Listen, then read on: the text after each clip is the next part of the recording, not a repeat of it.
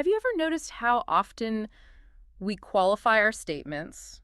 Words like perhaps or maybe. Oh, They constantly. just sort of sprinkle our conversation. Sometimes we don't even realize we're doing it, softening things, leaving a bit of wiggle room. Right. We all do it. But what if these seemingly innocent little adverbs actually hold a much deeper psychological significance, especially when they pop up in our dreams?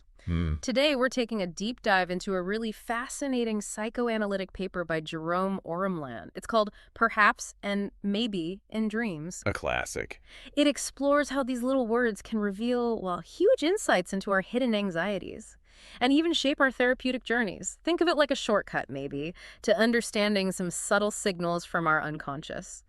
Yeah, this deep dive is truly about understanding not just what we say or dream, but, and this is critical, how we say or dream it. The how. Exactly. We'll be drawing on foundations laid way back by Freud, looking at how the very form of our expressions, spoken or dreamt, can be this powerful, often disguised message. And for you, our curious listener, someone who enjoys digging into those subtle layers beneath everyday stuff, this is going to be illuminating.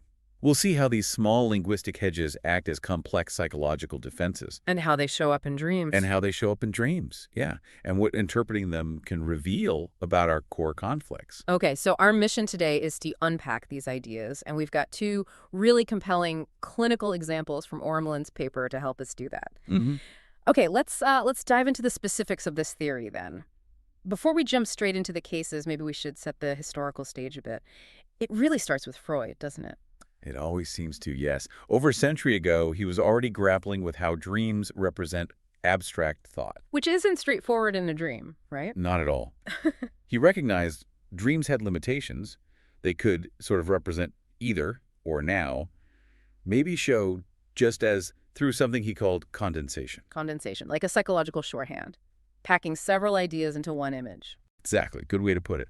But crucially, Freud also noted that the form of a dream itself, not just the obvious content, and even those seemingly innocent comments we make about a dream, he called them glosses. Glosses, okay. These can actually serve to disguise, and therefore paradoxically betray its hidden subject matter. And many authors since have confirmed this basic idea. So the way you talk about the dream matters as much as the dream. Precisely. And what's truly fascinating here is how Oremland's paper takes that idea and extends it to these very specific adverbial abstractions. Perhaps and maybe. Right. Those little words, adverbs, they gently shape verbs or ideas, add nuance, or maybe a hint of evasion. We often just see them as polite hedging. We do. Yeah. But from a clinical perspective, they are potentially so much more. Okay. And we see this played out quite strikingly in clinical work, in phenomenology. Take obsessive-compulsive symptoms, for example, often deeply rooted in repressed magical thinking, maybe a sense of omnipotence, that feeling of having limitless power, even if it's unconscious. Patients frequently use these complicated adverbial phrases, or sometimes just a simple perhaps or maybe, to kind of de-intensify imagined implications, to avoid taking a direct stance. Ah, so it's like a buffer. Exactly. It's a Right. very common defense mechanism in psychoanalysis, a way to guard against the perceived power or maybe the danger of their own thoughts. So the next time you catch yourself or someone else using a perhaps or maybe, it might not just be politeness. It could be a subtle unconscious signal pointing to a hidden fear, maybe, or an internal power struggle. Could be. They're not just words, they're like psychological fingerprints, especially in therapy, like little flags waving saying, hey, look closer, something else is going on here. That's a great way to think about it, psychological fingerprints. That's a really powerful framework. So with that understanding of how these little words can carry such big psychological weight, let's turn to the first clinical example from the paper. We're introduced to a highly compulsive banker. He enters analysis struggling with depression, feelings of worthlessness, and just a general lack of joy. Right. And initially, this patient was deeply self-deprecating, very down on himself. But as the analysis progressed and the depression started to lift a bit, a fascinating linguistic pattern emerged. Which was? His speech became almost drenched in perhaps and maybe. You'd hear him say things like, maybe I can't feel perhaps any emotion. Wow. That's specific. That's specific. It was this constant refrain, a subtle yet really pervasive way of qualifying almost every statement he made. And how did the analyst experience that? Did it affect their interaction? Oh, absolutely. His characteristic reply to interpretations was often just a simple, that could be. Could be, not yes or no or tell me more. Exactly, just could be. And delivered repeatedly, this response embodied both passive-aggressive tendencies and this deep-seated withholding component. It often led to countertransference challenges for the analyst. Countertransference, where the therapist's own stuff gets triggered. Precisely. Their own unresolved feelings or past experiences get stirred up by the patient's dynamic. The paper describes it becoming a real head-butting dynamic at times. I can imagine. Yeah. His lifelong struggle with feelings had created this profound barrenness in his life, and his fear of ambiguity made him really reluctant to engage with anything that wasn't rigidly defined. And that extended to dreams. It did. He showed what the paper calls disattention to dreams, dismissing them as just incomprehensible somethings. So initially he was deeply skeptical about dreams, basically saying, prove it to me, demanding evidence. Very much the I'm from Missouri attitude, as Oremland puts it, show me. Right. He'd often forget them or present them as just fragments. But after 3.5 years of analysis, something shifted. He did start reporting dreams, but always described them as fragments or incomplete. He'd say things like, I remember only a small part, or there was so much more. And he'd pause. Yeah, often pausing, straining to remember more. And the analyst initially interpreted this as him deliberately withholding information. Which makes sense on the surface. It does, but predictably, it met with strong resistance from the patient. Of course. But then, if we connect this back to the bigger picture, the analysts had this incredible breakthrough. What was it? They realized that the fragments themselves were the dream. The fragments were the dream, not just pieces of it. Exactly. And the patients labeling them as incomplete, saying there was more, that was actually a gloss. The gloss again, a comment about the dream. Right, not the dream's content or form itself. This gloss, this commentary, was the dream's way of representing his familiar, maybe or perhaps. How so? It implied, okay, I will consider this interpretation as long as it's subject to revision when fuller information is available. It kept that door open, that uncertainty. Wow, okay. So realizing the fragments were the whole dream. That's a complete paradigm shift. That must have felt incredible for both of them. It must have been. And this interpretation allowed the patient to suddenly remember the rest of the dream. There was more. Or he constructed it. Well, he realized the meaning behind the fragmentation. He saw it was a transference representation. Transference acting out old patterns in the therapy room. Right. A representation of his need not to be controlled and a kind of competitive defiance of the analyst. He finally understood his maybe or perhaps wasn't because he genuinely thought something was different, but because he needed to leave himself the option that it might be different as a defense. And the exact same thing was happening with those seemingly fragmented dreams. That realization sounds like a huge turning point. It absolutely was. Yeah. It led him to remember a specific comment his father had made way back in his adolescence. You are not so important that you have to be so modest. Oof. Heavy. Yeah. And he finally saw the link between this memory and his habit of qualifying his thoughts, using perhaps and maybe to ward off these imagined extraordinary implications. Implications of what? Of his own thoughts or power. This gave him insight into his compensatory grandiosity. Compensatory grandiosity, that hidden sense of inflated self-importance, protecting a fragile ego. Exactly, that's the one. And the analysis shifted dramatically after this. How? A flood of dreams followed, often presenting as triptychs. 3 parts, usually 2 identical and 1 opposite. Triptychs, like an altarpiece. Sort of, yeah. And he came to see these dreams as representing his family dynamic, his own indecisiveness, and his attempt to kind of align with one parent to ward off the other. Fascinating structure. It really was. And it allowed him to finally approach the significance of his imagined power.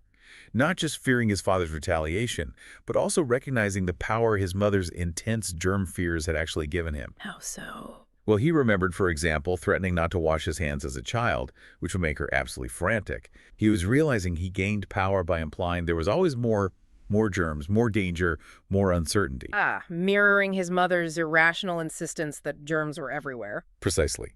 Qualifying his statements, using perhaps and maybe, both mitigated his own imagined power and shifted him from a passive role, reacting to her fears, into an active one, using uncertainty strategically. That's incredible. Okay, let's turn to our second case study. This introduces a young physician. Different profile. Somewhat, yeah. He was less depressed than the banker, but constantly fearful. Fearful of being provocative, fearful of the consequences of his own behavior, very cautious, skeptical. Worried the analyst might instill ideas in him? Exactly. That fear. Peppered with perhaps, maybe, don't ask me, but, and I don't know, but always hedging. Okay, so similar tools, maybe different reasons. And how did dreams show up here? Well, here's where it gets really interesting. He brought dreams early and frequently, unlike the banker initially, but often with a similar kind of protective layer, that gloss we talked about. Yeah, give us an example. Sure, he recounted this. I went to a store yesterday to buy a knife, one of those Swiss Army types. Last night I had a dream. It was kind of funny. I had the knife, but it was very large. I placed it in my pocket. It was so heavy that it tore my pocket and slid down my leg. I was very embarrassed to see it coming out of my pant leg. Then a long pause, and he adds, I wonder what I would have dreamt if I had not bought the pocket knife the day before. Ah, the gloss, shifting away from the actual dream. You got it. And the analyst, sharp as ever, responded directly to that gloss. Not the knife, not the embarrassment, but the question. What did they say? Just a simple but profound question. You would prefer to think about what the dream might have been rather than what it was. Direct hit. How did he react? Became immediately fearful. Connected it himself to previous discussions about his I don't know but statements and his competitive wishes and fears. He then reluctantly admitted, as he put it, that the dream was phallic exhibitionistic. Symbolically showing off masculinity or power. Right. But he was afraid of ridicule, or afraid the analyst's interpretation would be too obvious or classical, as he saw it. So he was trying to control the narrative, even about his own dream interpretation, preempting the analyst. Precisely. That statement, I wonder what I would have dreamt. Oh. That was the perhaps and maybe in dream form for him. It was a clear component of intense, Oedipal, rivalrous tendencies. The classic competitive feelings, like with a parent figure. Exactly. Especially with figures of authority, like the analyst. It was designed to ensure a one-up position. How so? By shifting the focus to a hypothetical situation, what he might have dreamt, he skillfully tried to render the analyst incompetent. Because neither of them could know the answer to that hypothetical right. It protected him from his underlying anxieties about competition. Clever defense. Very. So the interpretation here didn't just focus on the, phallic content of the big knife. It focused on this attempted switch via the gloss. It revealed these competitive transference resistances that were disguising his phallic grandiosity and intense Oedipal conflicts. Okay, so when we compare these two cases, we see clear parallels, both using perhaps and maybe defensively, but also distinct differences in what they were defending against, right? Absolutely. The banker was wrestling with the terrifying weight of his imagined power, the implications of his own thoughts. Whereas the physician was battling this deep fear of retaliation for his competitive spirit. Exactly. These subtle distinctions really reveal the rich tapestry of individual defenses, even when using similar linguistic tools. And beyond these cases, there's this bigger debate in psychoanalysis you mentioned about the exceptional position of dreams. Right. Does insight gained from a dream somehow hit differently? Does it carry more conviction than insight from, say, analyzing a waking interaction? And what does Oremland's paper suggest? Well, it argues that while case one, the banker, seemed to support that idea, the flood of dreams after the breakthrough. Right, it looked like the dream work was the key. Looked like it. But closer inspection reveals that, much like case two, the physician, the significant shift primarily resulted from analyzing the transference neurosis. The transference neurosis. Can you unpack that a bit more for us? How it played out differently? Sure. So transference neurosis is essentially how the patient unconsciously reenacts those core past relationship conflicts within the therapeutic relationship itself. Like an old play being restaged with the therapist. Good analogy. The old script, the old emotional dynamics are driving the scene. So for the banker, case one, early on, the analyst's misinterpretation of his fragments as civilly withholding. Which mirrored what his father had done. Exactly. That actually led to a stalemate. It inadvertently reenacted those old power struggles.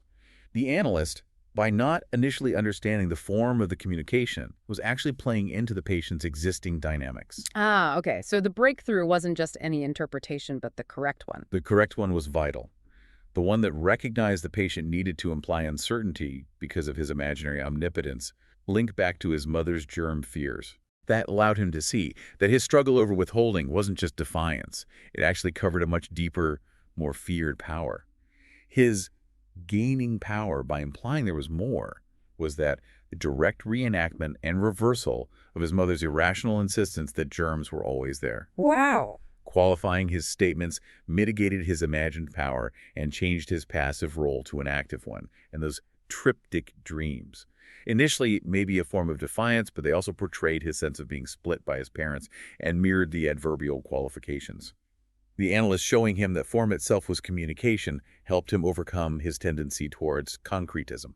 Seeing things too literally. Exactly. Not getting the symbolic meaning. And for case 2, the physician, the transference was more obvious. It was much more direct, yes. That gloss, I wonder what I would have dreamt of, was a clear manifestation of the transference in action. The patient was actively, in that moment, trying to take a one-up position against the analyst to avoid an anticipated competitive struggle. So connecting the dots. If we connect this to the bigger picture, both cases, though they look quite different on the surface, really underscore the same core idea. Major changes in analysis often come from accurately interpreting the core transference issues that get associated with dreams. Not just the dream content in isolation. Not just the content itself, no.